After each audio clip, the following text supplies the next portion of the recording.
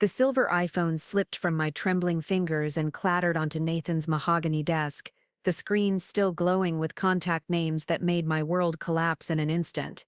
23 numbers. 23 women.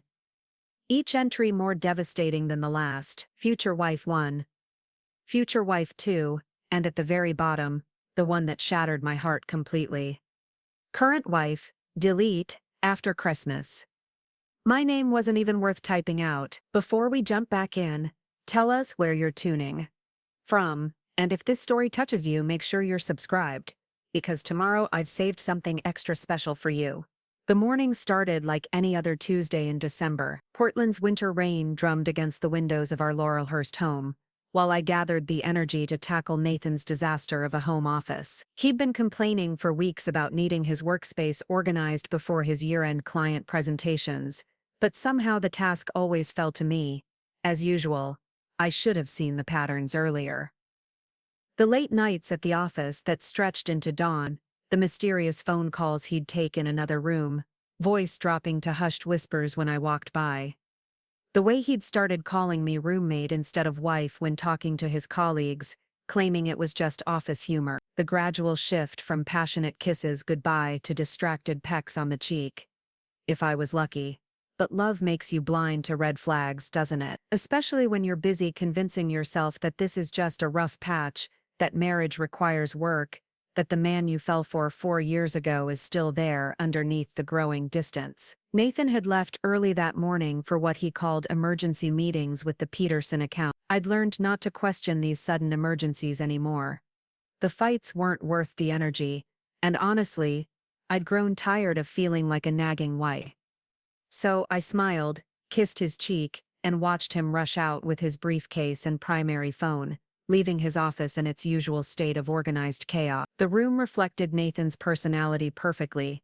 Expensive furniture that looked impressive but felt cold, financial magazines stacked precisely on every surface, and awards from his consulting firm displayed like trophies. Everything had its place except for the piles of papers covering his desk, scattered business cards and random charging cables snaking across every available surface. I started with the easy stuff first, dusting his bookshelf filled with titles like Maximizing Investment Portfolios and Strategic Wealth Management, filing the scattered contracts and client proposals into proper folders, untangling the mess of cables behind his computer setup. It was mindless work that gave me too much time to think about how disconnected we'd become lately.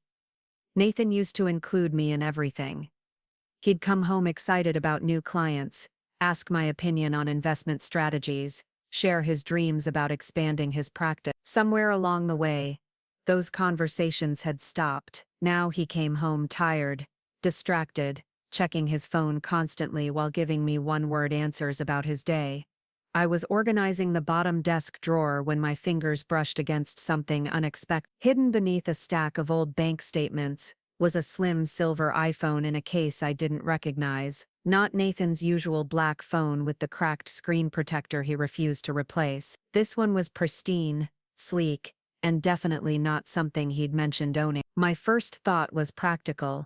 Maybe it was a work phone his company had issued. Nathan's firm had been talking about upgrading their technology systems, but why hide it in a drawer, and why hadn't he mentioned getting a second device? I picked up the phone, noting how light it felt, how the case still had that new purchase smell. The screen came alive at my touch and my stomach dropped. No lock screen, no password protection, just direct access to everything inside. The home screen was sparse compared to Nathan's usual phone. No family photos, no pictures of our wedding day, or our anniversary trip to the coast, just basic apps and a messaging icon with 47 unread notifications. My rational mind screamed to put the phone back where I found it, to respect his privacy, to trust my husband. But something deeper, some instinct I'd been suppressing for months, made me open the contacts list instead. The first name stopped me cold: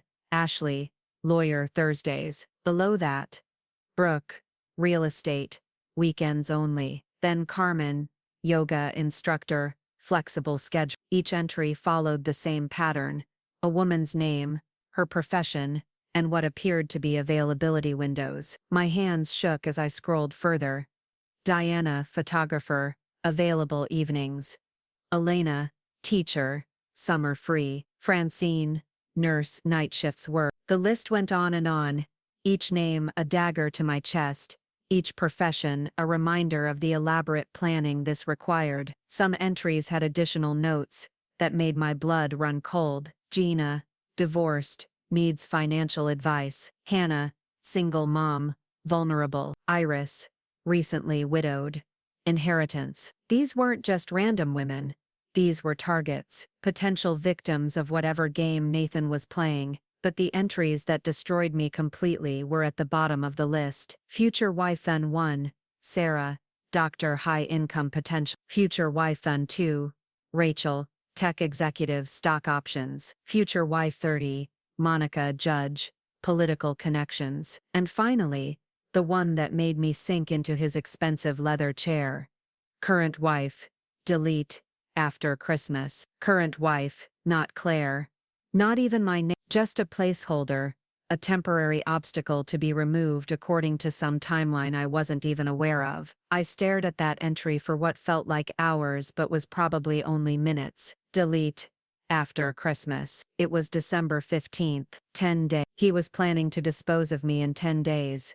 Right after the holidays. Had he already decided how? Was there paperwork prepared? Another woman already lined up to take my place? The messaging app beckoned with those 47 unread notifications. Against every instinct of self-preservation, I opened it. The conversations revealed a web of manipulation so sophisticated, it took my breath away. Nathan wasn't just having affairs. He was running a systematic operation, targeting vulnerable women with promises of financial security, emotional support, and eventually marriage. He'd positioned himself as the perfect solution to their problems, a successful financial advisor who could manage their investments, a caring partner who understood their struggles, a stable man ready to commit. The messages with Ashley lawyer Thursdays revealed he'd been helping her with a contentious divorce, gradually gaining her trust before suggesting they meet outside of professional consultation. With Brooke real estate weekends, he'd convinced her to let him manage the proceeds from her recent home sale, while courting her with weekend getaways to his family cottage on the Oregon coast. But it was the conversations with the future wives that showed the true scope of his plan. Detailed background research on each woman, financial profiles including income, assets, and debt, personal vulnerabilities he could exploit, timelines for establishing relationships and gaining access to their resources. The messages with future wife N1 Sarah were the most recent and the most developed. A recently divorced doctor struggling with the financial aftermath of her split. Nathan had positioned himself as both a romantic interest and a financial savior, offering to help her rebuild her investment portfolio, while slowly romancing her with thoughtful gestures and understanding conversations about her emotional trauma. According to their message thread, they'd been seeing each other for 3 months. 3 months of dinners, weekend trips, and increasingly intimate conversations about their future together. She'd already started transferring money to investment accounts Nathan had set up. Accounts I now realized probably didn't exist or weren't in her name. One message from Sarah made me physically ill. Nathan, I can't believe how lucky I am to have found you when I was at my lowest point. You've shown me what real love looks like after years of emotional abuse. I know it's fast, but I'm ready to start planning our life together. The house sale is final next week and I'm excited to invest everything in our future. Nathan's response was clinical in its manipulation.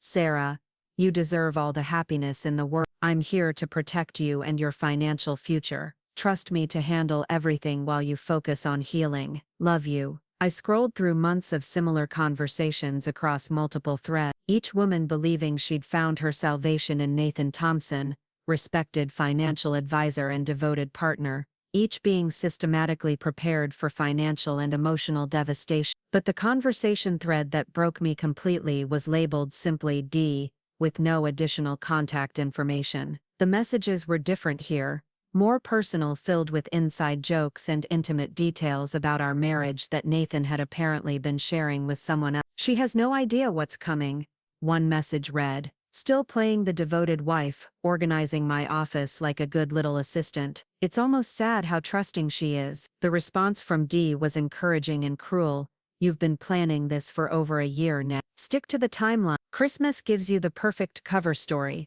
Temporary holiday stress. Then a fresh start in January. She'll be so devastated she won't even fight the divorce terms. I know, Nathan had replied. It's just weird living this double life for so long. Sometimes I almost forget she's temporary. Don't go soft on me now.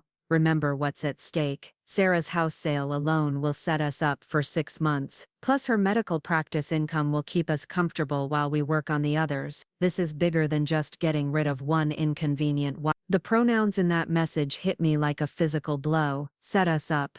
Keep us comfortable. We work on the others. This wasn't Nathan working alone. Dee was a partner. Someone helping him orchestrate this elaborate scheme of financial and emotional fraud. I scrolled back through weeks of planning messages between Nathan and his mysterious partner. They'd mapped out his divorce from me with military precision, how to hide assets I didn't even know existed, which of our joint accounts to drain before filing paper, how to frame the dissolution as my fault to minimize his alimony obligations. She's been so focused on her little graphic design projects, she hasn't even noticed the changes to our banking. Nathan had written just last week, by the time she realizes what's happening, everything will be transferred and protected. Perfect, came Diu's response. And you're sure about the timeline? Christmas Day would actually be poetic. Too obvious, December 26th. I'll say Christmas made me realize we want different things in life. Clean, simple, no one can blame me for wanting happiness. They'd even planned how to divide his current targets after disposing of me. Sarah the doctor would be Nathan's primary focus for the first half of next year. Dee would take over developing relationships with Brooke, real estate, and Monica Judge, while Nathan secured Sarah's assets and emotional dependency. The scope of their operation became clearer with each message I read. This wasn't about love or even lust. This was a business, a systematic exploitation of vulnerable women's trust and resources, with me serving as the unwitting cover story that made Nathan appear stable and committed to his targets. Having a wife makes them feel safer, Nathan had explained to Dee in an earlier conversation. Shows I'm capable of long-term commitment. They don't see me as a player or a risk. Claire's been the perfect unknowing accomplice. The perfect unknowing accomplice. 4 years of marriage reduced to a prop in someone else's con game. I set the phone down carefully on Nathan's desk, my hands shaking so violently I could barely maintain my grip. The room felt smaller somehow, the expensive furniture and achievement awards now looking like stage props in an elaborate theater production where I'd been playing a role I never auditioned for. Everything made sense now. The distance that had grown between us wasn't about work stress or marriage problems. It was about Nathan systematically detaching himself from me while building attachments to his targets. The mysterious phone calls weren't about difficult clients. They were about managing multiple relationships and coordinating with his partner to maximize their efficiency. Even our financial situation took on a sinister new meaning. Nathan had always handled our investments and major purchases, claiming his professional expertise made him better suited for money management. I'd trusted him completely, focusing on my design work while he handled our future security. Now I realized he'd probably been siphoning money from our joint accounts for months, preparing for his post-divorce life while ensuring I'd be left with as little as possible. The sound of a car door slamming in our driveway made me freeze. Nathan was home early. I quickly returned the phone to its hiding place in the drawer, arranged the papers exactly as I'd found them and tried to compose myself enough to appear normal. But how do you act normal when your entire world has just collapsed? How do you look at someone you love and not scream that you know they're planning to destroy you in 10 days? Nathan's footsteps echoed through the house as he called out his usual greeting. Hey roommate, how's the organizing going? Roommate. Not honey, not sweetheart, not even my name. Just roommate. A temporary living arrangement he was about to terminate. I took a deep breath and walked out to meet him, forcing a smile that felt like it might crack my face in half. Going well, I managed to say. Your office should be much more functional now. Nathan glanced toward his office door with what I now recognized as anxiety rather than gratitude. Thanks, babe.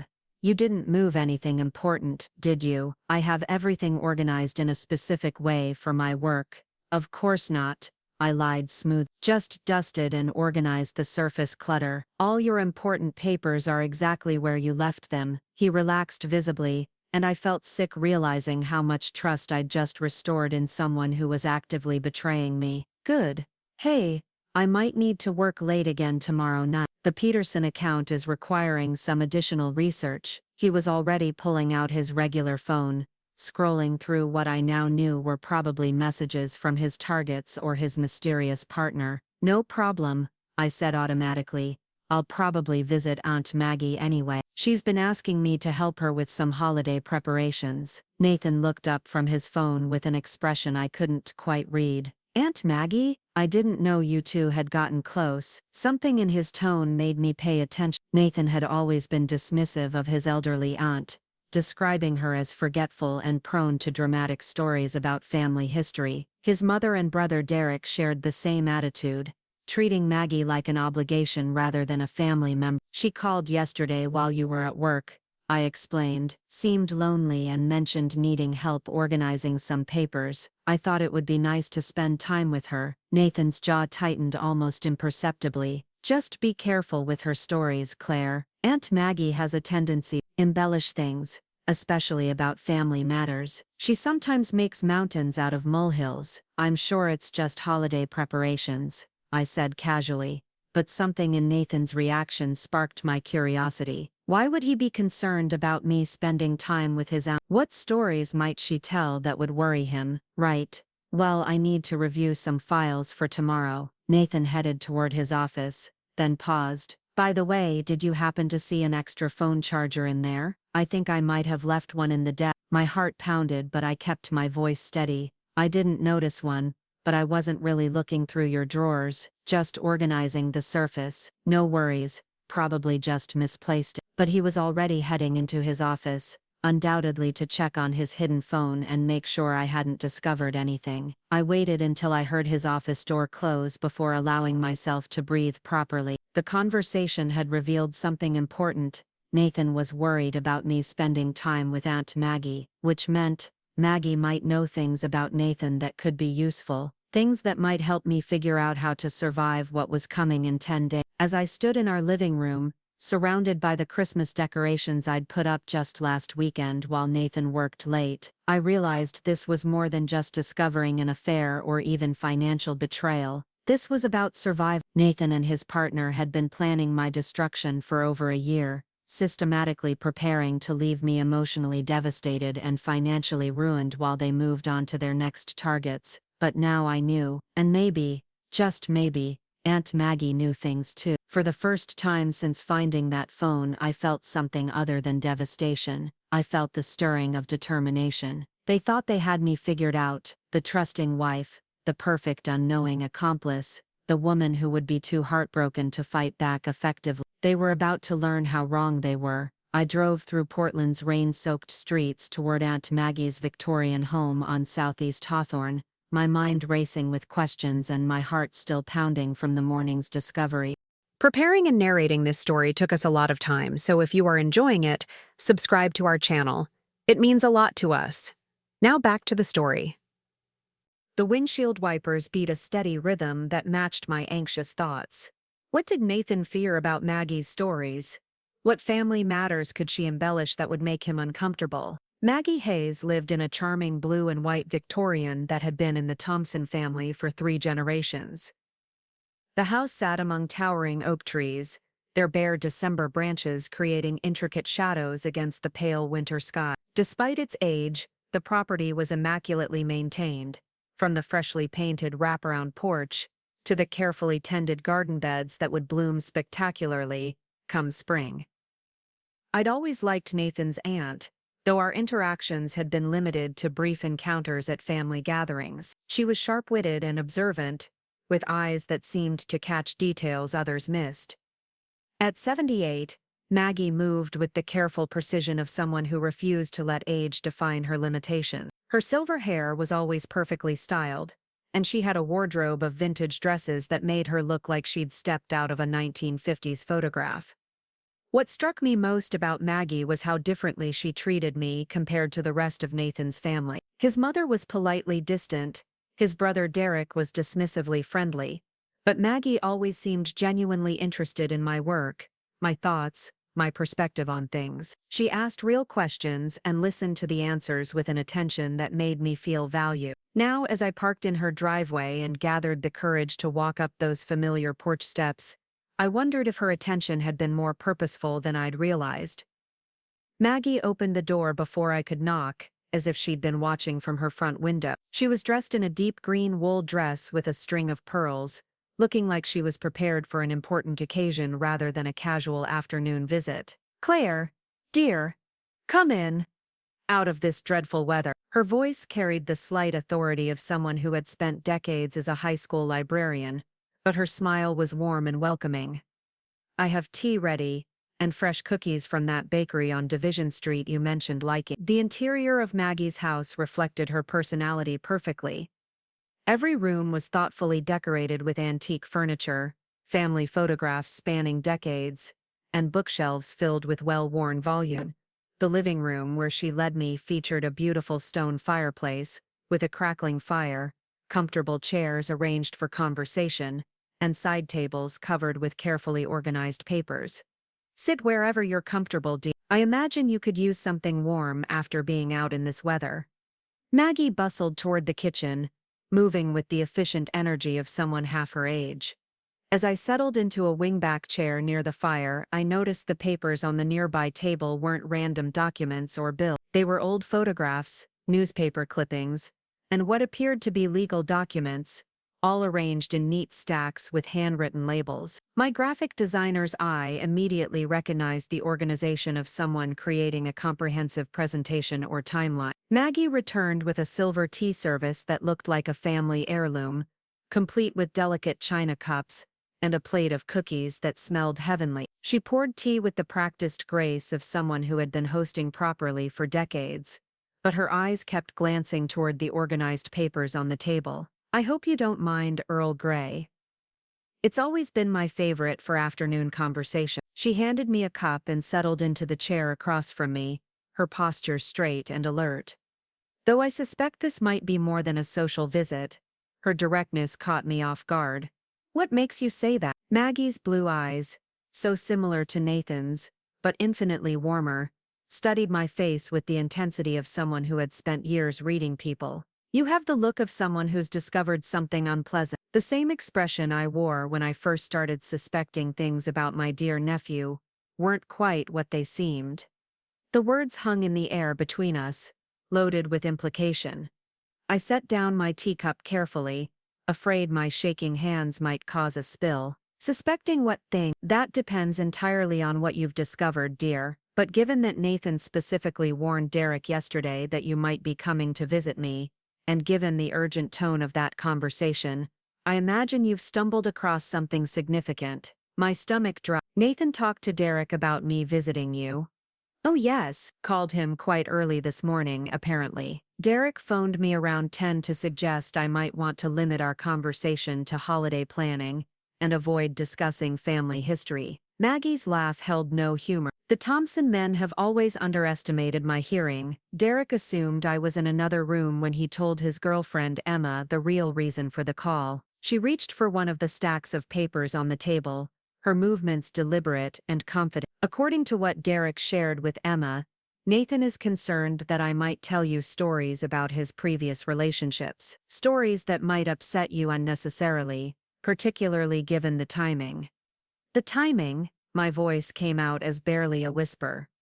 "Around the holidays, dear. Derek mentioned that Nathan is planning some significant life changes after Christmas, and doesn't want family drama complicating things." Maggie's eyes met mine directly. "Now, would you like to tell me what you've discovered, or shall I share what I've been piecing together about my nephew's activity?" The kindness in her voice, combined with the clear indication that she already knew something was wrong, broke down the walls I'd been building around my emotions since finding that phone. The story poured out of me, the hidden phone, the contact list with numbered future wives, the detailed messages about manipulating vulnerable women, the plans to delete me after Christmas, the mysterious partner identified only as. Maggie listened without interruption, occasionally nodding or making soft sounds of understanding. Her expression grew more serious with each detail I shared, but she didn't seem shocked by any of it. Instead, she appeared to be fitting my revelations into a framework she'd already constructed. When I finished, she sat quietly for a moment,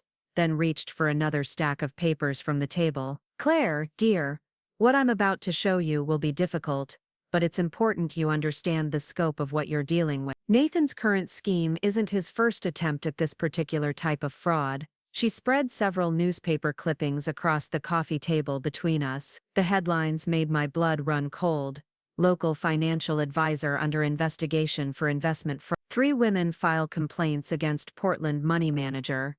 Thompson Financial Services license under review. These articles are from 5 years ago, right before Nathan met you, Maggie explained. The investigation was dropped due to lack of concrete evidence and the women's reluctance to testify after receiving financial settlements. But the pattern was already clear to anyone paying attention. I stared at the newspaper clippings, recognizing Nathan's professional headshot accompanying one of the articles. He looked younger, more uncertain than the confident man I'd married.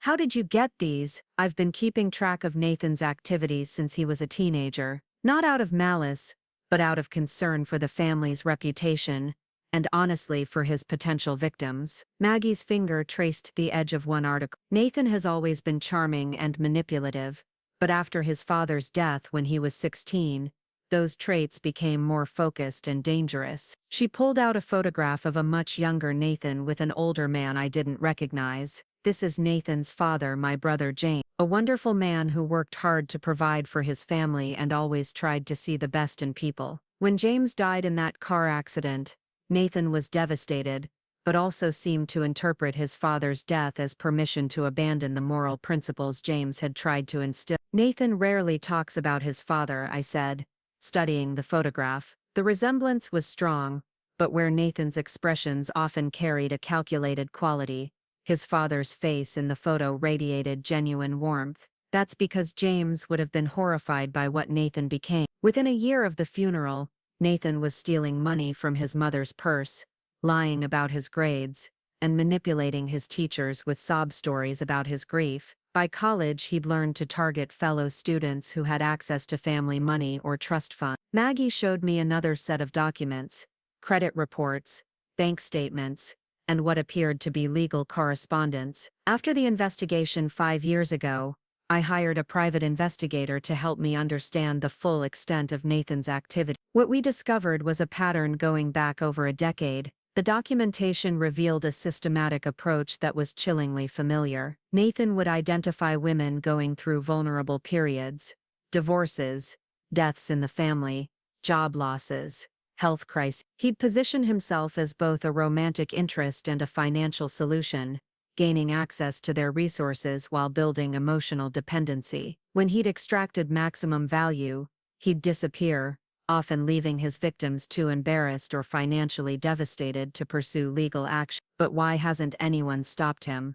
Why isn't he in prison? The question came out more desperate than I intended, because Nathan is exceptionally good at what he does, and because the system often fails women who are victims of this type of manipulation. Maggie's voice carried the weight of years of frustration. "He chooses targets carefully, ensures they're isolated from strong support networks, and always maintains plausible deniability. By the time his victims realize what's happened, they're often too ashamed to come forward or too financially ruined to afford legal representation." She reached for another folder, this one thicker than the others. "But Nathan made a mistake when he married you, dear. He assumed you'd be just another target, easily manipulated and discarded. What he didn't account for was your intelligence, your attention to detail, and most importantly, your connection to me. I don't understand. How does knowing you change anything?" Maggie's smile was sharp and determined. "Because unlike Nathan's previous victims, you're not alone, and because I've been preparing for this confrontation for 5 years, ever since I realized he wasn't going to change his ways voluntarily." She opened the thick folder, revealing meticulously organized documentation that took my breath away. Bank records showing suspicious transfers from multiple accounts, copies of forged investment documents, screenshots of online dating profiles Nathan had used under false names, even photographs of him with various women, clearly taken without his knowledge. How did you get all this? The private investigator I mentioned, Thomas Chen, is very good at his job. He's also highly motivated because his sister was one of Nathan's victims 3 years ago. Maggie's voice carried grim satisfaction. Thomas has been building a case against Nathan that would be impossible to dismiss or plea away. I flipped through pages of evidence, each document more damning than the last. This is incredible.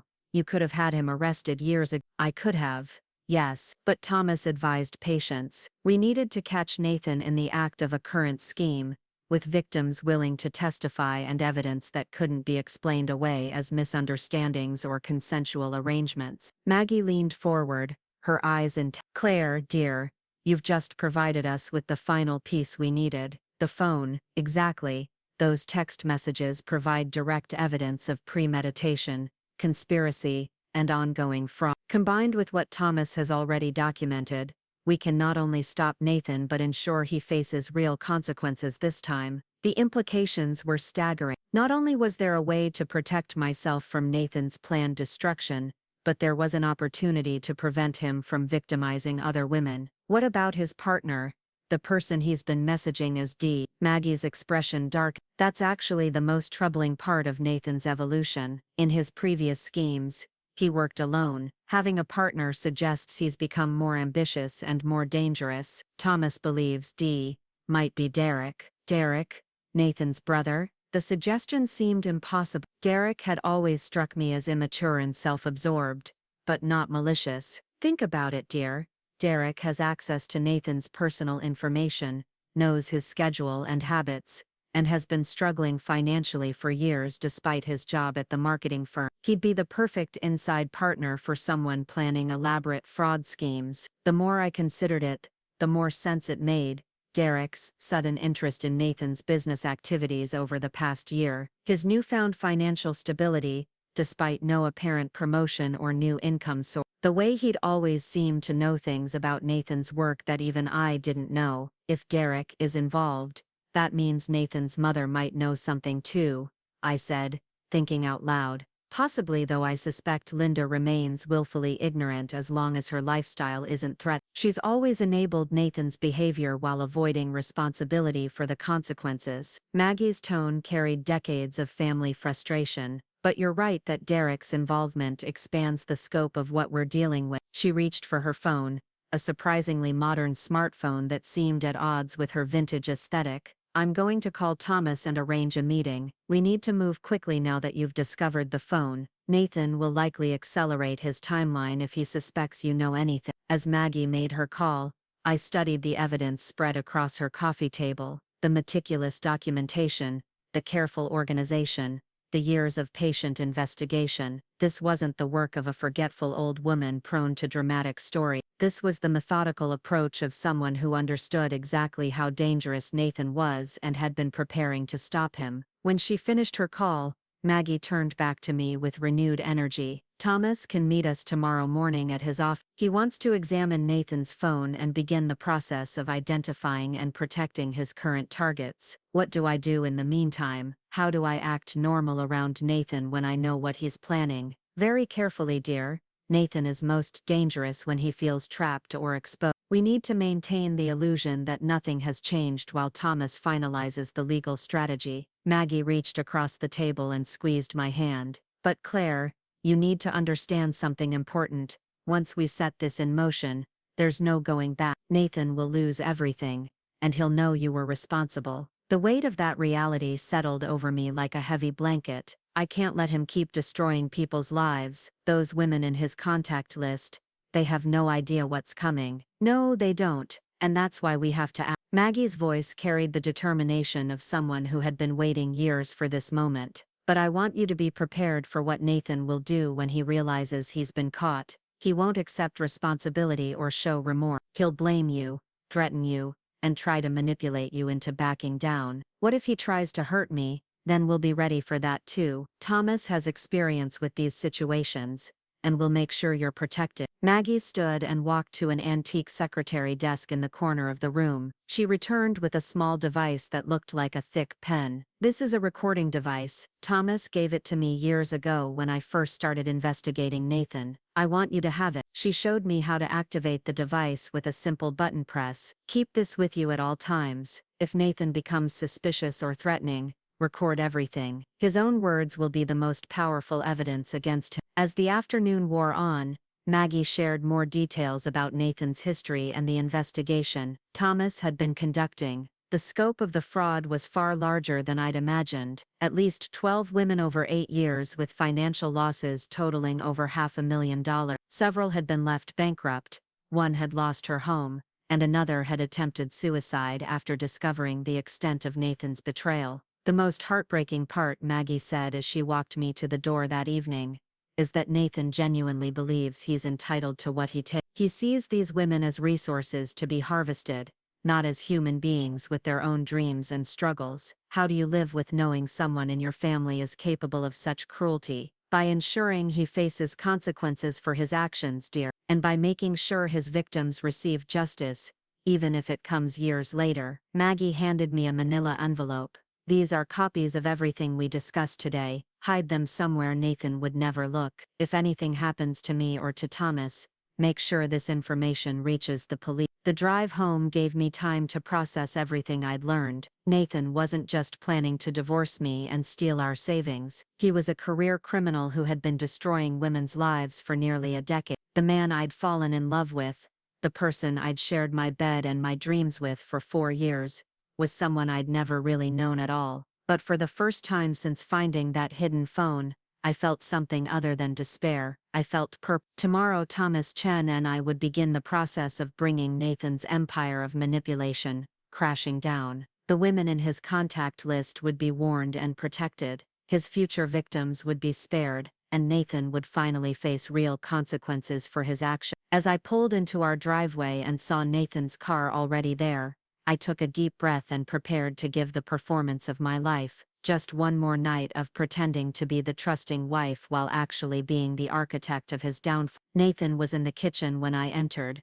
stirring something that smelled like his signature pasta sauce. He looked up with a smile that once would have melted my heart but now looked like a carefully crafted mask. "Hey babe, how was Aunt Maggie? Not too many crazy family stories, I hope." I returned his smile with one of my own, thinking about the recording device in my purse and the meeting scheduled for tomorrow morning. "Oh, you know Maggie. She had some interesting tales about the family history. We talked for hours." Nathan's stirring motion paused for just a fraction of a second. "Anything particularly interesting? Just old stories about relatives I'd never heard of before. Nothing that would matter to anyone today." I moved to the refrigerator to get a bottle of water, using the motion to hide my expression. "She's quite the storyteller though.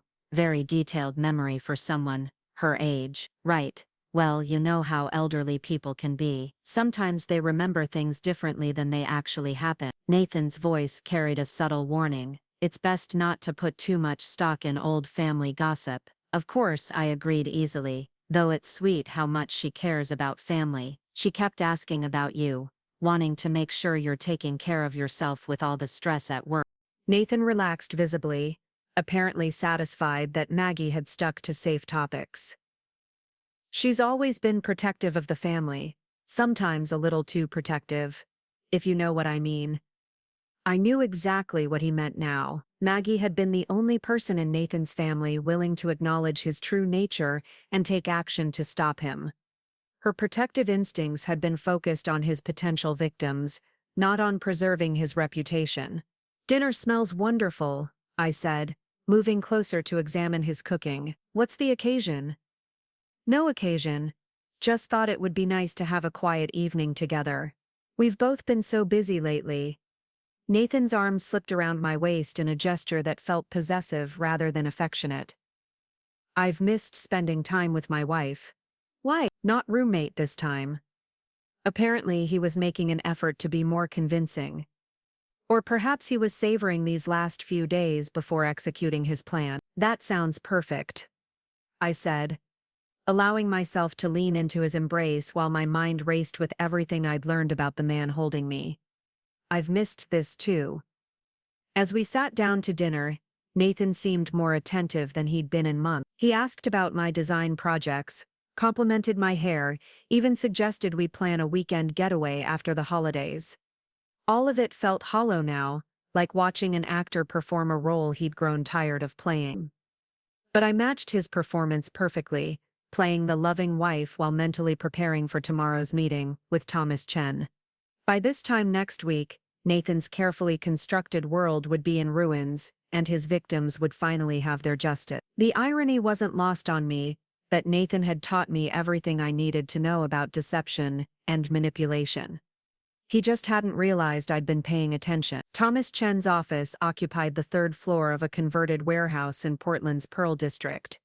Its industrial aesthetic softened by warm lighting and comfortable furniture that made clients feel at ease while discussing their most sensitive problem. Floor-to-ceiling windows offered views of the Willamette River, and the exposed brick walls were lined with certificates, awards, and photographs that spoke to years of successful investigation. I arrived 15 minutes early, my hands trembling slightly, as I carried Nathan's hidden phone in a manila envelope. The weight of what we were about to set in motion felt enormous. Once Thomas examined the evidence and we initiated legal proceedings, there would be no pretending, no going back to my old life of trusting ignorance. Thomas himself was younger than I'd expected. Probably in his early 40s, with kind eyes behind wire-rimmed glasses and an immediately reassuring presence. He moved with the careful precision of someone who understood that his clients were often dealing with the worst moments of their lives. "Mrs. Thompson, I'm glad you could come in so quickly. Maggie's told me a lot about you over the years." His handshake was firm and warm. "I know this must be incredibly difficult, but I want you to know you're in good hands now." Maggie arrived moments later, carrying her own folder of documentation and looking every inch the determined woman who had spent years preparing for this confrontation. She embraced me briefly, a gesture of support that felt like passing strength from one generation to another. "Thomas, dear, I hope you're prepared for what Claire discovered yesterday. It's even worse than we suspected." Maggie settled into one of the comfortable chairs arranged around Thomas's conference table, her posture radiating controlled anger. "Why don't we start with the phone?" Thomas suggested, pulling on a pair of latex gloves before I handed over the device. "I want to photograph everything before we examine the contents in detail. This needs to be handled like evidence from the beginning." Watching Thomas work was like observing a master craftsman. He photographed the phone from every angle, documented its location when I found it, and created a detailed chain of custody record before even turning on the device. His assistant, a sharp-looking woman named Jennifer, operated a sophisticated recording system that captured everything we discussed. When Thomas finally opened the phone and began examining the contact list, his expression grew increasingly grim. He read through the messages with the same methodical attention he'd given to photographing the device, occasionally asking me to clarify specific details about Nathan's explanations for his absences or behavioral changes. "This is extraordinarily damaging evidence," he said after nearly an hour of examination. "The systematic nature of the targeting, the explicit discussion of timelines for financial exploitation, the detailed planning for your divorce. Nathan has essentially created a comprehensive record of criminal conspiracy. What exactly can we charge him with?" I asked, still struggling to understand the legal implications of everything we'd uncovered. "Multiple felonies across several categories: wire fraud for the investment schemes, identity theft for the false documents he's created, conspiracy charges for working with his partner, and potentially racketeering if we can establish this as an ongoing criminal enterprise." Thomas's fingers flew across his tablet as he took note. "But first, we need to identify and protect his current targets." Jennifer had been working on a separate computer while Thomas examined the phone. "I've cross-referenced the names from the contact list with public records and social media profile. All of these women exist, and their professional descriptions match what's listed in Nathan's phone." She turned her monitor so we could see a series of profile pages she'd compiled. "Sarah Martinez, the doctor listed as future wife 1, recently finalized a contentious divorce and sold her medical practice. According to her social media, she's been seeing someone new who's helping her rebuild her financial future. The photograph showed a tired-looking woman in her early 40s with kind eyes and graying hair. She was smiling in the recent photos, the kind of tentative happiness that comes after surviving something difficult. The idea that Nathan was systematically destroying this woman's chance at genuine recovery made me feel physically sick. Rachel Kim, future wife too, is a tech executive who received a substantial settlement when her startup was acquired last year. Her posts suggest she's been spending a lot of time with a financial advisor who's become very important to her personally. Jennifer clicked to another profile showing a confident-looking woman in her late 30s. Based on the timeline in Nathan's messages, he's been courting her for about 6 weeks. Each profile Jennifer showed us represented a life that Nathan was in the process of destroying. Professional women who had worked hard to build careers and accumulate assets, many of them recovering from personal tragedies or major life transitions that made them vulnerable to his particular brand of manipulation. The most urgent situation is with Dr. Martinez, Thomas said, studying the message threads on Nathan's phone. According to these conversations, she's planning to transfer the proceeds from her practice sale to investment accounts Nathan has established. That's happening tomorrow. Can we stop it? The question came out more desperately than I intended. We can try, but it's complicated. We need enough evidence to convince law enforcement to act immediately, and we need Dr. Martinez to believe us when we contact her. Thomas leaned back in his chair, his expression thoughtful. People who are being manipulated often resist information that contradicts their emotional investment in the relationship. Maggie spoke up from across the table. What if Claire called her directly, woman to woman, wife to potential victim? Sometimes the personal approach is more effective than official channels. That's risky, Thomas warned. If Dr. Martinez contacts Nathan about the call, he'll know we're onto him and might accelerate his timeline with other targets or take steps to hide assets. But if we don't warn her, she loses everything tomorrow, I pointed out. At least if Nathan knows we're aware of his activities, he'll be focused on damage control instead of victimizing new women. Thomas considered this, weighing the strategic options with the practiced assessment of someone who had navigated similar situations many times before. You're right. The immediate protection of victims has to take priority. But we need to be smart about how we approach this. He opened a new file on his computer and began typing rapidly. Here's what we're going to do.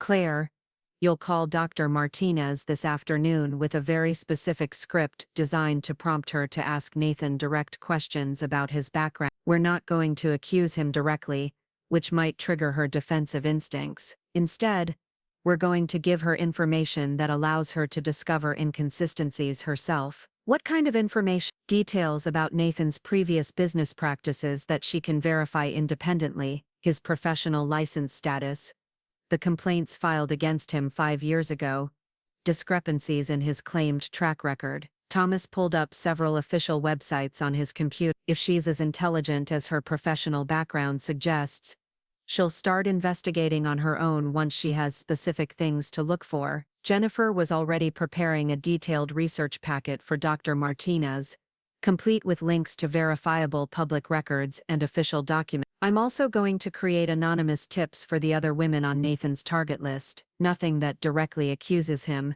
just suggestions that they verify their financial advisor's credentials and be cautious about any requests for large asset transfer. The strategy was elegant in its simplicity. Rather than trying to convince Nathan's targets that they were being manipulated, we would provide them with tools to discover the truth themselves. People were much more likely to believe evidence they uncovered independently than warnings from strangers. What about Nathan's partner? I asked. If Derek is involved, he'll be able to warn Nathan about our investigation. That's where things get interesting, Thomas said, pulling up another set of files. I've been tracking Derek's financial activities for the past year as part of the broader investigation into Nathan's network. He's been receiving regular payments from an LLC that Nathan established 18 months ago. The bank records Thomas showed us revealed a clear pattern of payments to Derek that corresponded with Nathan's major romantic conquest, larger amounts when Nathan successfully gained access to a target's assets, smaller regular payments that looked like retainer fees for ongoing assistance. Derek is definitely involved, but he's the junior partner in this operation. He provides logistical support, background research on potential targets, and probably helps Nathan maintain alibis when he's juggling multiple relationships. Thomas highlighted specific transactions on the record, but he doesn't have access to the strategic planning or the full scope of Nathan's activities, which means Derek doesn't know about the phone you found or the detailed evidence Nathan has been storing. He can tell Nathan that Maggie has been asking questions or that you seemed suspicious, but he can't warn him about the specific evidence we now have. Maggie leaned forward with interest. So Derek's involvement might actually work in our favor if we play this correctly. Exactly. We can use Derek's limited knowledge to our advantage. If we approach this strategically, we can make Nathan believe he's dealing with a much smaller problem than he actually faces. Thomas opened a calendar application and began marking specific dates and time. Here's the timeline I'm proposing. This afternoon, Claire contacts Dr. Martinez with carefully scripted information that will prompt her to investigate Nathan independently. Tomorrow morning, while Nathan thinks he's executing a routine asset transfer with Dr. Martinez, she'll actually be questioning him about discrepancies in his background. What if she doesn't investigate? What if she just believes whatever Nathan tells her? Then we move to more direct intervention. But I think you'll find that successful professional women don't ignore specific warnings about financial fraud, especially when they can verify the information independently. Thomas's confidence was reassuring. Dr. Martinez didn't build a successful medical practice by ignoring red flags. Jennifer had been working on another computer while we talked, and she looked up with an expression of grim satisfaction. I've found Nathan's LLC registration and business filings. The company he's been using to pay Derek is listed as providing relationship consulting services. The corporate address is a mail drop in Beaverton. Relationship consulting, Maggie repeated with disgust. He's actually incorporated his fraud operation. It gets worse, Jennifer continued. The LLC has filed tax returns showing substantial income from consulting fees. Nathan has been declaring his fraud proceeds as legitimate business income and paying taxes on them. The audacity was breathtaking. Nathan had been so confident in his methods that he'd created official business records of his criminal activity. Either he believed he was operating in legal gray areas that couldn't be prosecuted, or he was so arrogant that he assumed he'd never be caught. This is actually helpful for our case, Thomas explained. The business records create a paper trail that proves premeditation and ongoing criminal enterprise. It's much harder to claim these were isolated incidents or misunderstandings when there's a registered business dedicated to the activity. As the afternoon progressed, our strategy became more detailed and comprehensive. Thomas outlined a multi-phase approach that would simultaneously protect Nathan's current targets, gather additional evidence of his activities, and position us to pursue both criminal charges and civil recovery for his victims. Phase 1 is immediate protection and evidence gathering. We warn the women on Nathan's target list, document his responses to their questions, and monitor his communications for evidence of panic or attempts to hide assets. Phase 2 involves coordination with law enforcement. Once we have documented evidence of Nathan's attempts to manipulate or threaten his targets after they start asking questions, we'll have clear proof of ongoing criminal activity that requires immediate intervention. Phase 3 is prosecution and recovery. Criminal charges against Nathan and Derek, civil suits to recover assets for previous victims, and coordination with financial institutions to freeze accounts and prevent further transfer. The scope of the operation was enormous, but Thomas spoke about each phase with the confidence of someone who had successfully navigated similar cases. His team had experience with complex fraud investigations, relationships with federal and state law enforcement agencies, and the resources to see the case through to completion. I want to be clear about something important, Thomas said, as we prepared to finalize our immediate action plan. Once we initiate contact with Nathan's targets and begin this investigation, you'll be in potential danger, Claire. Nathan's response to being exposed is unpredictable, and people who commit this type of systematic fraud often escalate to more direct threats when their schemes are discovered. What kind of danger? Intimidation, harassment, attempts to discredit you or frame you for financial crimes yourself. In extreme cases, physical threats or actual violence. Thomas's tone was matter-of-fact, but his words sent a chill through. We'll take precautions, but you need to understand the risks. Maggie reached across the table and squeezed my hand. Claire, dear, if you want to step back from this, no one would blame you. We have enough evidence to pursue Nathan without requiring your direct involvement. The offer was tempting. I could walk away, let Thomas and Maggie handle everything, focus on protecting myself rather than exposing Nathan's crimes, but the thought of Dr. Martinez transferring her life savings to Nathan's fake investment accounts tomorrow morning made the decision for me. No, I can't let him keep destroying people's lives just to avoid personal risk. Those women deserve to know what he's planning to do to them. All right then, Thomas said, his respect for my decision evident in his expression. Let's talk about safety protocols and communication procedure. He equipped me with secure communication tools, an encrypted messaging app, a panic button device that would alert his security team, and detailed instructions for documenting any threatening or suspicious behavior from Nathan or Derek. From this point forward, assume that Nathan is monitoring your normal communications, use the secure app for anything related to our investigation, and be extremely careful about what you say or do around him. Jennifer handed me a small recording device similar to the one Maggie had given me, but more sophisticated. This one has longer battery life and cloud backup functionality. Anything you record will automatically upload to our secure servers, so even if Nathan discovers the device, we'll still have the evidence. As we prepared to leave Thomas's office, he outlined the specific script I would use when calling Dr. Martin. The approach was psychologically sophisticated, designed to plant seeds of doubt without triggering defensive responses that might drive her closer to Nathan. Remember, you're not trying to convince her that Nathan is a criminal in one phone call. You're giving her specific information she can investigate independently. Let her intelligence and professional instincts do the work. The drive back to Laurelhurst gave me time to mentally prepare for what might be the most important phone call I'd ever made. Martina's entire financial future depended on whether I could communicate just enough concern to prompt her own investigation without triggering her defenses. I also had to prepare for Nathan's return home that evening. Would he notice any changes in my behavior? Had Derek already warned him about my visit to Maggie's house? Was I walking into a confrontation I wasn't ready for? The house was empty when I arrived, giving me time to hide my copies of Thomas's documentation and practice the conversation I would have with Dr. Martin. The script felt awkward at first,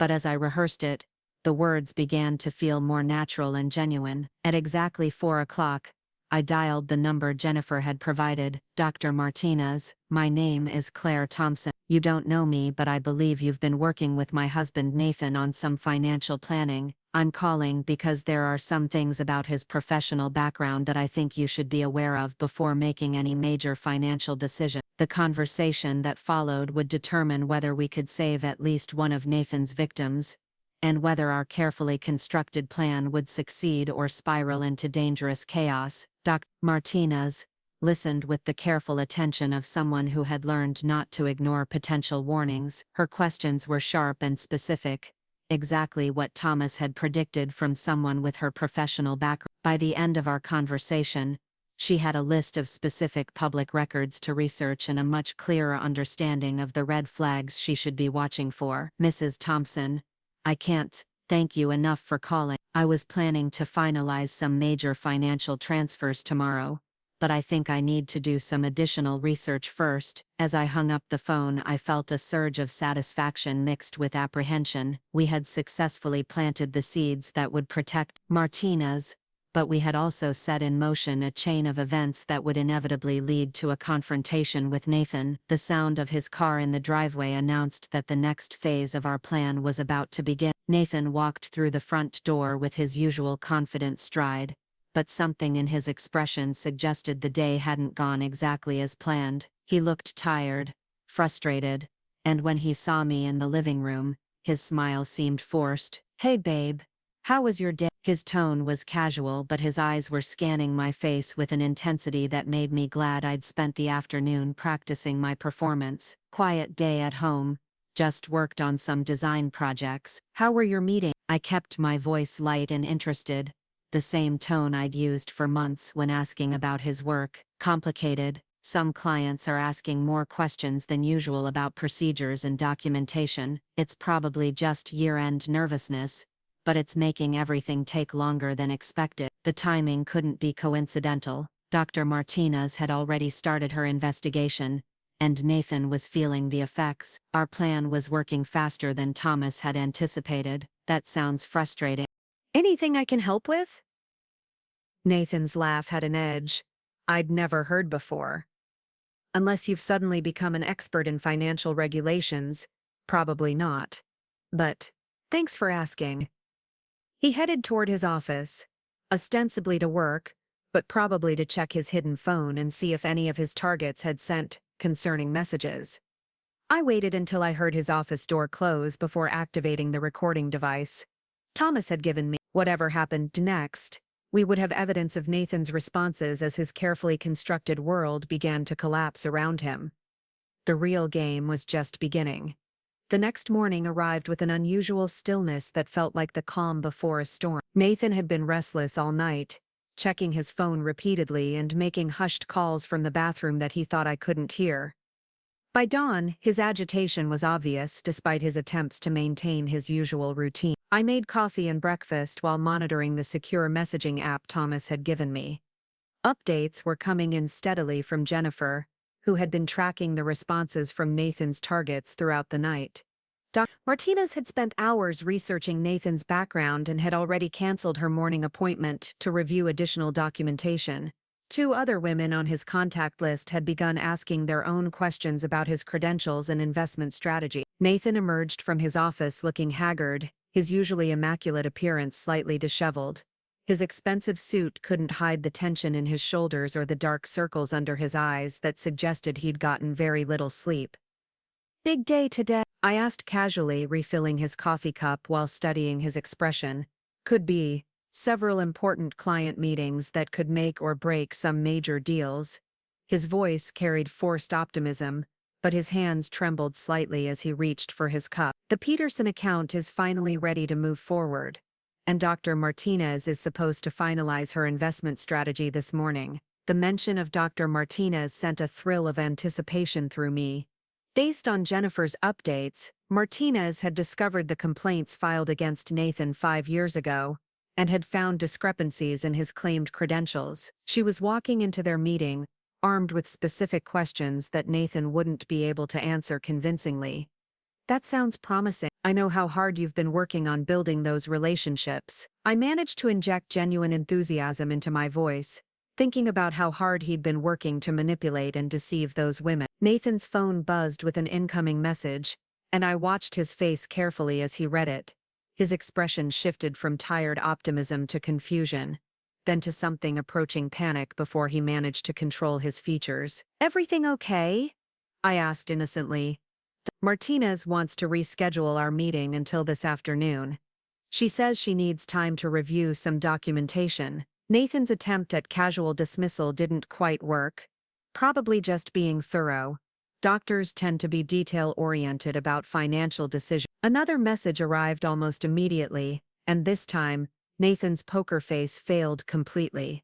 Whatever he was reading caused the color to drain from his cheeks. "Nathan, you look like you've seen a ghost." He set his phone face down on the counter with deliberate control. "Just some unexpected complications with client communications. Nothing I can't handle." But even as he spoke, his phone continued buzzing with incoming messages. Each notification made him visibly more tense, though he was trying desperately to appear unbothered by whatever crisis was unfolding in his carefully orchestrated world. My own secure phone vibrated with an update from Thomas. All 3 primary targets now asking questions. Nathan's responses showing increasing desperation. "Law enforcement meeting scheduled for 2 p.m. Stay safe." The timeline was accelerating faster than any of us had anticipated. Nathan's targets weren't just becoming suspicious. They were actively investigating his background and finding the extensive evidence of his criminal history that Thomas and Maggie had compiled over the years. I should probably head to the office early today, Nathan said, already moving toward the hallway. Need to prepare for these client meetings and handle some unexpected issues that have come up. Of course, I'll probably spend the day working on that logo design for the restaurant client. I maintained my supportive wife routine while internally celebrating each sign of Nathan's growing panic. After Nathan left, I immediately contacted Thomas through the secure app. He's definitely panicking. Multiple messages overnight, rescheduled meetings, and he's heading to his office early to deal with unexpected issues. Thomas's response came quickly. Perfect. This is exactly what we wanted. His panic will cause him to make mistakes and create more evidence. Stay alert though. Desperate people do unpredictable things. The morning passed slowly, as I monitored updates from Jennifer about Nathan's increasingly frantic attempts to manage his crumbling schemes. Dr. Martinez had not only canceled their morning meeting but had also contacted his office requesting copies of his professional licenses and insurance documentation. When Nathan's assistant couldn't provide satisfactory answers, Dr. Martinez had begun contacting other clients, referenced in Nathan's marketing materials. The cascade effect was even more dramatic than Thomas had predicted. Once one target started asking specific questions, the others quickly followed suit. Rachel Kim, the tech executive listed as future wife 2, had discovered that the investment firm Nathan claimed to represent had no record of his employment. Monica Torres, the judge he'd been courting as future wife T, had used her legal connections to research his professional standing and found the disciplinary actions from 5 years ago. By noon, Nathan's entire network of targets was either demanding explanations for discrepancies in his background or withdrawing from their financial arrangements entirely. The sophisticated scheme he'd been building for months was collapsing in a matter of hours. My phone rang with a call from an unknown number. When I answered, a woman's voice asked, "Is this Claire Thompson, Nathan Thompson's wife?" "Yes. Who is this?" "This is Dr. Sarah Martinez. I believe you called me yesterday about your husband's professional background." My heart rate spiked. This wasn't part of our planned script. Dr. Martinez was supposed to investigate independently, not contact me directly. Dr. Martinez, yes, I hope the information I shared was helpful. More than helpful. It may have saved me from making the biggest financial mistake of my life. Her voice carried a mixture of gratitude and anger. "Mrs. Thompson, I need to ask you something, and I need you to be completely honest with me. Do you believe your husband has been systematically defrauding women like me?" The directness of her question caught me off guard. Thomas had prepared me for many scenarios, but not for one of Nathan's targets confronting me directly about his criminal activities. "Dr. Martinez, I think there are things about Nathan's business practices that you should discuss with law enforcement rather than with me. But yes, I believe you should be very careful about any financial arrangements involving my husband." That's what I needed to hear. "Mrs. Thompson, I'm going to ask you one more question, and please think carefully before you answer. Are you in danger? Do you need help getting away from him?" The concern in her voice was genuine and touching. Here was a woman who had nearly been victimized by my husband, and she was worried about my safety. "I'm taking precautions, Dr. Martinez. I have people helping me deal with this situation."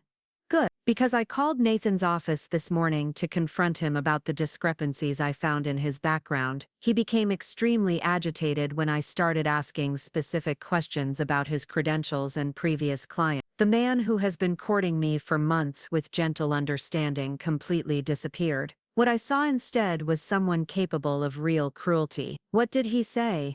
"That I was being manipulated by jealous competitors trying to damage his reputation. That people who truly cared about their financial future trusted their advisors instead of listening to gossip and rumors." "But Mrs. Thompson," the way he said it, she paused, choosing her words carefully. "I've seen that kind of cold anger before in my medical practice. It's the look people get when they're capable of violence." A chill ran down my spine. Thomas had warned me that Nathan might become dangerous when cornered, but hearing it confirmed by someone who had witnessed his mask slipping was terrifying. "Dr. Martinez, please be very careful, and if Nathan contacts you again, document everything. There are people investigating his activities who will need that evidence. I will. And Mrs. Thompson, whatever you're planning to do about this situation, do it quickly. That man is unraveling fast, and I don't think he's going to handle exposure well. After she hung up, I immediately called Thomas. We have a problem. Dr. Martinez confronted Nathan directly this morning, and according to her, he responded with barely controlled rage. She thinks he might be capable of violence. How much does she know about our investigation? Nothing specific, but she's clearly intelligent enough to put pieces together. Thomas, she asked if I was in danger and needed help getting away from Nathan. There was a long pause before Thomas responded. Claire, I want you to leave the house immediately. Don't pack anything that would suggest you're not coming back. Just take your essentials and go somewhere. Nathan wouldn't expect to find you. This is happening faster than we anticipated, and we can't risk your safety. Where should I go? Maggie's house. She's expecting this possibility, and I've arranged for additional security there. Can you leave right now? I was already moving toward the bedroom to grab my purse and a few essential items. Yes, I'm leaving now. What about Nathan? Are you going to have him arrested? We're accelerating our timeline. I'm meeting with law enforcement in an hour instead of this afternoon. Between the evidence from his phone and the documented threats Dr. Martinez witnessed this morning, we should have enough for immediate action. As I drove toward Maggie's house, my phone buzzed with multiple messages from Nathan. Where are you? Need to talk urgent. Claire, call me immediately. Something important has come up regarding our finances. The progression from seemingly casual inquiry to obvious desperation happened within minutes. Whatever crisis Nathan was managing at his office was spiraling beyond his control, and he was reaching out to me as either a source of support or a potential scapegoat. Maggie was waiting for me at her front door, her expression grim but determined. Thomas called. Come inside quickly, dear. We have a lot to discuss and not much time. Her living room had been transformed into a command center, with multiple laptops, phones, and stacks of documents arranged on every surface. Two men I didn't recognize were monitoring computer screens that showed what appeared to be surveillance feeds and communication intercepts. Claire, meet Robert and Marcus from Thomas's security team. They've been coordinating with law enforcement to monitor Nathan's activities and communications throughout the day. Robert, a serious-looking man in his 50s, looked up from his computer screen. Thompson, we've been tracking your husband's movements and communications since early this morning. He's currently at his office, but he's been making increasingly frantic calls to his brother Derek and several unknown numbers. Marcus, younger but equally professional, gestured toward another screen. We've also intercepted communications between Nathan and someone identified only as D in his contacts. The messages are becoming increasingly desperate and contain what appear to be threats against potential witnesses. What kind of threats? References to making problems disappear permanently and ensuring that loose ends are tied up before anyone can cause real damage. Marcus's expression was grave. Miss Thompson, these messages suggest that Nathan and his partner are considering extreme measures to prevent their exposure. Maggie sat down beside me, her hand finding mine in a gesture of support. Claire, dear, Thomas believes Nathan may try to frame you for his financial crime. The messages we've intercepted suggest he's been preparing to claim that you were the mastermind behind his schemes, and that he was an unwilling participant, manipulated by your demands. The audacity was breathtaking, but also terrifying. Nathan had been planning not just to divorce me and steal our assets, but to destroy my reputation and possibly have me imprisoned for his crimes. Can he do that? Would anyone believe him? Robert answered from his monitoring station. Abusers and con artists often try to shift blame to their victims when they're caught. Nathan has been setting up this narrative for months, creating documentation that suggests you were aware of and involved in his activities. What kind of documentation? Forged emails supposedly from you approving financial transfers, fake contracts with your electronic signature authorizing various business activities, even fabricated diary entries describing your alleged involvement in targeting vulnerable women. Marcus pulled up several documents on his screen. The forgeries are sophisticated, but they won't hold up to forensic analysis. Maggie's anger was palpable. That monster has been planning to destroy you completely, not just divorce you and take your money, but send you to prison for his crimes, while he disappears with his stolen assets. My phone buzzed with another message from Nathan. Claire, I know you're upset about something, but we need to talk immediately. There are legal issues developing that affect both of us. Call me. The tone had shifted again, from desperation to something approaching manipulation mixed with veiled threats. He was trying to draw me back into his sphere of control while his world collapsed around him. Don't respond to any of his messages, Robert advised. Every communication you have with him now could be used as evidence against you if he succeeds in convincing anyone that you were involved in his scheme. Thomas arrived at Maggie's house just as Nathan's messages were becoming more frequent and more obviously threatening. His expression was grim but determined as he set his briefcase on Maggie's dining table and pulled out a thick folder of documents. The meeting with law enforcement went better than expected. They're taking this very seriously, especially after Dr. Martinez provided her statement about Nathan's threatening behavior this morning. Thomas opened the folder to reveal arrest warrants and search authorization. They're moving to arrest both Nathan and Derek within the hour. Both of them. Derek's financial records show he's been receiving payments from Nathan's fraudulent activities for over a year. Plus, the messages we intercepted today include communications between Derek and Nathan discussing plans to intimidate witnesses and destroy evidence. Thomas checked his watch. Police should be executing search warrants at Nathan's office and Derek's apartment right now. As if summoned by his words, my phone rang with a call from Nathan. When I didn't answer, it immediately rang again. Then again, the desperation was becoming obvious. He knows, Marcus said, monitoring his communication intercept. Nathan just received a call from Derek warning him that police are at Derek's apartment. He's trying to reach you because he needs someone to blame for what's happening. Thomas nodded grimly, which is exactly why you're here and not at home where he could confront you direct. Nathan's going to realize very soon that his carefully constructed schemes have been completely exposed, and his response is going to be both unpredictable and dangerous. Maggie stood up and moved to her front window, peering through the curtains at the quiet street outside. How long before they arrest him? Detective Morrison said they would move on Nathan's location as soon as they finished processing the evidence at Derek's apartment. Probably within the next 30 minutes. Thomas was organizing documents while he spoke. Once Nathan is in custody, we'll begin the process of asset recovery for his victims and building the criminal case. My phone buzzed with a text message that made my blood run cold. Claire, I know what you've done. I know who you've been talking to. This isn't over between us. You have no idea what you've started. The message was followed immediately by another. You think you're smart, but I've been planning for this possibility for months. By the time I'm finished, no one will believe anything you say about me. Robert was already tracing the messages while Marcus contacted the police units moving toward Nathan's location. He's not at his office anymore, Robert announced.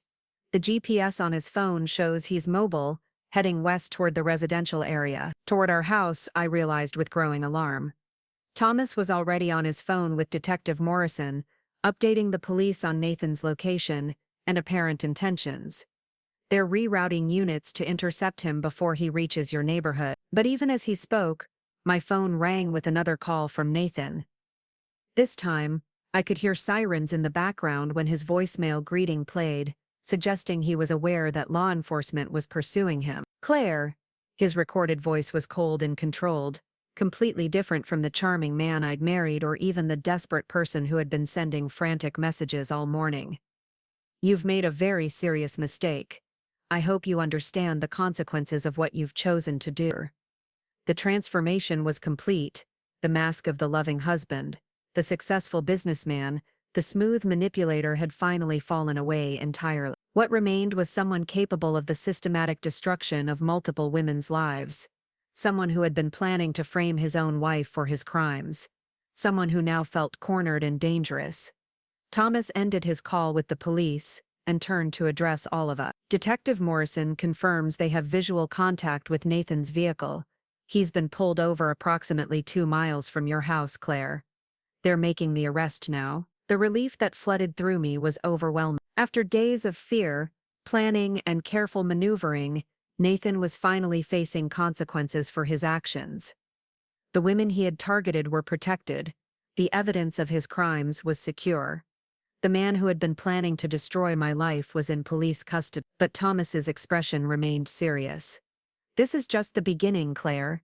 Nathan's arrest will trigger a complex legal process involving multiple victims, financial institutions, and federal agencies. You'll need to testify, provide evidence, and probably endure attempts by Nathan's defense team to discredit your testimony. What about the threats? What about his claims that I was involved in his schemes? The evidence doesn't support any of his allegations against you. The forged documents he created will be exposed by forensic analysis, and the timeline of your discovery of his activities is well documented. Thomas's confidence was reassuring. Nathan underestimated how thoroughly we've been investigating his operation. His attempts to frame you will only add to his legal problems. Maggie moved away from the window and sat down beside me again. Claire, dear, I want you to understand something important. What we've accomplished today isn't just about stopping Nathan or protecting his current victim. We've exposed a systematic pattern of abuse that has been destroying women's lives for years. She was right. The evidence we'd gathered would help law enforcement identify Nathan's previous victims and potentially recover some of their stolen assets. The documentation of his methods would help other women recognize similar manipulation tactics. Most importantly, Nathan would face real consequences that would prevent him from victimizing anyone else. As the afternoon wore on, updates continued to arrive from Detective Morrison and the various agencies now involved in processing Nathan's arrest and the evidence from his scheme. Derek had also been arrested and was providing information about Nathan's activities in exchange for a reduced sentence. The scope of the financial fraud was even larger than Thomas had initially estimated, involving dozens of victims and over $1 million in stolen assets. Dr. Martinez called that evening to thank me for the warning that had saved her from devastating financial loss. Mrs. Thompson, I can't imagine the courage it took to expose your own husband's crimes. You saved not just me, but all the other women he was targeting. Other victims began reaching out as news of Nathan's arrest spread through law enforcement channels. Women who had been too ashamed or afraid to report their experiences with Nathan found the strength to come forward when they learned they weren't alone. Each testimony added to the growing case against him and increased the likelihood of a substantial prison sentence. But perhaps the most satisfying moment came when Detective Morrison called with an update on Nathan's interrogation. Thompson, I thought you'd want to know that your husband's attempts to blame you for his crimes fell apart completely when we showed him the evidence from his hidden phone. His own messages proved he was the mastermind behind everything. How did he react? Let's just say the charming facade disappeared entirely. He spent the rest of the interrogation alternating between threats against witnesses and attempts to negotiate a plea deal. Neither approach is going to help him much at this point. As I hung up the phone, I felt a profound sense of closure beginning to settle over me. The man who had betrayed my trust, stolen my money, and planned to frame me for his crimes was facing justice. The women he had targeted were protected. The elaborate scheme he had spent years perfecting had been completely dismantled. Nathan's reckoning had finally arrived, and it was more complete than he could have ever imagined. The boy who had learned manipulation from grief and entitlement had become a man who destroyed lives for profit. But his victims had found their voices, his schemes had been exposed, and his carefully constructed world of lies had crumbled beyond repair. Justice, when it finally came, was swift and thorough. 6 months later, I stood in the spacious studio apartment I'd rented in Portland's trendy Alberta Arts District, surrounded by canvases, design equipment, and the creative chaos that had become my new normal. Sunlight streamed through floor-to-ceiling windows, illuminating the logo designs and branding projects that covered every available surface. For the first time in years, my workspace felt truly mine. The divorce had been finalized 3 weeks ago, a surprisingly straightforward process given Nathan's incarceration and the overwhelming evidence of his financial crime. His defense attorney had advised him to accept the terms without contest, knowing that any prolonged legal battle would only generate more negative publicity for their already hopeless case. I kept very little from our shared life together. The house in Laurelhurst would be sold to help compensate Nathan's victims through the court-ordered restitution fund. Most of our joint possessions held too many memories of deception to want in my new life, but I had kept a few meaningful items: my grandmother's jewelry, books that predated our relationship, and the coffee maker that had survived every move since college. Thomas Chen had become more than just an investigator. He'd evolved into something like a guardian angel, helping me navigate the complex legal and financial aftermath of Nathan's crimes. The asset recovery process had been more successful than anyone initially hoped. Between Nathan's hidden accounts, Derek's cooperation in locating additional funds, and the sale of properties purchased with stolen money, the restitution fund had recovered nearly 60% of the documented losses. The criminal trial is scheduled to begin next month, Thomas had told me during our most recent meeting. Nathan's facing multiple federal charges that could result in 15 to 20 years in prison. Derek's cooperation deal means he'll serve 2 years plus probation in exchange for his testimony against Nathan. The prospect of testifying still made me nervous, but I was ready to face Nathan in court and ensure his victims received justice. Doc Martinez had become something of an unexpected friend through the process, and she'd offered to coordinate with other victims to present a united front during the trial. Testifying together makes us stronger, she'd explained during one of our coffee meetings. Nathan's defense strategy relies on portraying his victims as vindictive women seeking revenge. But when 12 different women tell consistent stories about his manipulation tactics, the truth becomes undeniable. My phone buzzed with a text from Maggie. Dinner at 6 to 9. I have updates about the victim compensation process and some exciting news to share. Maggie had become one of my closest friends and strongest supporters throughout the entire ordeal. Her Victorian house had become my refuge during the darkest moments, and her decades of wisdom had guided me through decisions I never imagined having to make. The strength she'd shown in standing up to her own family's attempts to protect Nathan had inspired my own courage. I arrived at Maggie's house to find her in an unusually celebratory mood, with champagne chilling and her best china set for dinner. She embraced me with the warmth that had become so familiar over these past months. "Claire, dear, I have wonderful news." Thomas called this afternoon with an update from the FBI investigation. She poured champagne into crystal glasses that sparkled in the candlelight. They've identified 17 additional victims from Nathan's activities over the past decade, and federal prosecutors are confident they can prove pattern and conspiracy charges. 17 more women? The scope still shocked me, even after months of discovery. Yes, but here's the truly satisfying part. The FBI investigation uncovered Nathan's offshore accounts that even Thomas hadn't found. The total recovery for victim compensation has increased to over 1 point. Maggie's smile was fierce with satisfaction. Nathan thought he was so clever with his hidden assets, but federal investigators have resources he never anticipated. We toasted to justice and the courage of women who had found their voices after years of silence. The champagne tasted like freedom, like the closing of a chapter that had dominated too much of my life. "There's something else, dear. I've been thinking about what comes next for both of us." Maggie settled into her favorite chair, her expression becoming more serious. "I'm 78 years old, and this house is far too large for one person. I've been considering selling it and moving to one of those senior communities where I can be around people my own age." The prospect of Maggie moving away filled me with unexpected sadness. Her house had become my sanctuary, and her presence in my life had been transformative. "But," she continued with a mischievous twinkle in her eyes, "I was thinking you might be interested in purchasing it from me. I know a young entrepreneur who might benefit from having a proper home base for her growing design business." The offer was generous beyond anything I could have imagined. The Victorian house was worth far more than I could afford, even with my portion of the victim compensation. "Maggie, I couldn't possibly afford your house, and besides, you should get full market value for such a beautiful property." "Claire, dear, I'm not talking about market value.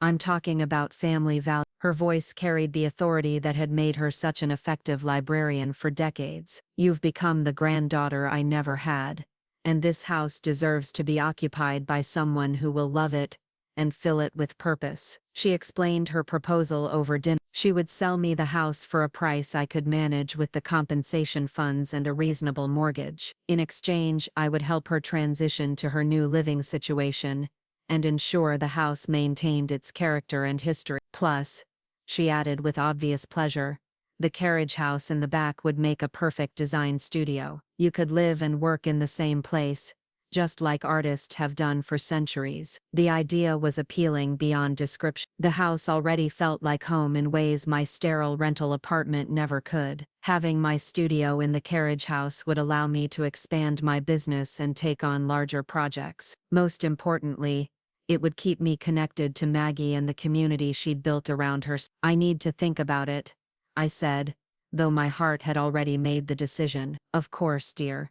Take all the time you need. But remember, sometimes the best opportunities disguise themselves as overwhelming responsibility. The next morning brought another surprise in the form of a call from Detective Morrison. Mrs. Thompson, I wanted to update you on some developments with Nathan's case. His attorney contacted our office yesterday to discuss a potential plea agreement. What kind of plea agreement? Nathan would accept full responsibility for all charges in exchange for a reduced sentence of 12 years with possibility of parole in it. He'd also agree to cooperate fully with victim compensation efforts and provide information about any other criminal activities we haven't discovered yet. The idea of Nathan serving less than the maximum sentence was frustrating, but Detective Morrison explained the practical benefits of accepting the plea. A plea agreement guarantees conviction and ensures the victims receive compensation without having to endure a lengthy trial that might re-traumatize them. It also prevents Nathan from using the trial as a platform to spread lies about his victims or attempt to manipulate public opinion. What do the other victims think? Dr. Martinez has been coordinating with the Victim Advocate's office, and most of the women support accepting the plea if it guarantees Nathan serves significant prison time and can't appeal the conviction later. I thought about all the women Nathan had hurt, the years of therapy and financial recovery they faced, the relationships he'd destroyed through his manipulation. 8 years seemed inadequate punishment for so much damage, but Detective Morrison was right that guaranteed justice was better than the risk of a trial gone wrong. I support whatever decision the other victims make. They've suffered enough without having to relive their trauma in court if it's not necessary. 2 weeks later, I signed the papers to purchase Maggie's house. The mortgage was manageable, the victim compensation fund provided an adequate down payment, and the prospect of transforming the carriage house into a professional studio filled me with excitement I hadn't felt in years. Maggie's transition to her senior community was surprisingly smooth. She'd chosen a vibrant place where her intelligence and social skills made her popular immediately. When I helped her move the last of her belongings, she seemed genuinely excited about her new chapter. Claire, dear, promise me you'll fill this house with creativity and joy. It's been too quiet for too long. She hugged me goodbye at the front door that was now officially mine. And remember, just because Nathan is gone doesn't mean you should be afraid to trust good people again. The renovation of the carriage house took 3 months, but the result exceeded every expectation. The space was flooded with natural light, perfectly configured for both computer work and traditional design projects, and large enough to accommodate the employees I hoped to hire as my business expanded. My first major project in the new studio came through an unexpected source. Dr. Martinez had recommended me to the medical center where she now worked. They needed a complete rebranding package, including logo design, website development, and marketing material. The project was exactly the type of comprehensive work I'd dreamed of handling when I first started my design career. I told them you were the best graphic designer in Portland, Dr. Martinez said when she called to discuss the project. I also told them you were someone who understood the importance of rebuilding after devastating setbacks. Working on the medical center's branding felt symbolic. I was helping an organization dedicated to healing create a visual identity that represented hope and renewal. Every design decision reflected my own journey from deception and betrayal toward truth and independence. The criminal trial never happened.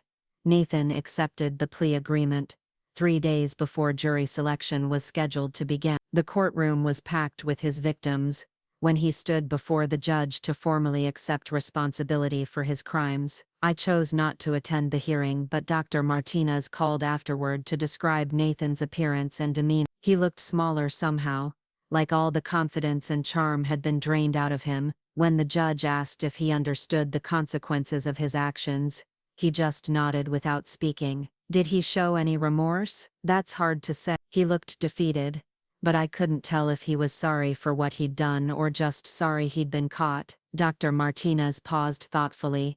Honestly, Claire, I think Nathan still doesn't understand that what he did was genuinely evil. He probably sees himself as a businessman who got too aggressive rather than a predator who destroyed lives. The final chapter of Nathan's story concluded with his transfer to federal prison in California. He would serve his 8-year sentence far from Portland, far from his victims, and far from any opportunity to manipulate or harm vulnerable women. Derek received his 2-year sentence and was released after 18 months. He left Oregon immediately upon his release, reportedly moving to his grandmother's house in rural Montana where his opportunities for financial crimes would be limited. Nathan's mother, Linda, had remained conspicuously absent throughout the entire legal process. According to Maggie, she'd moved to Florida to live with her sister and had made no attempts to contact any family members since Nathan's arrest. Her willful ignorance of her son's crimes had finally caught up with her,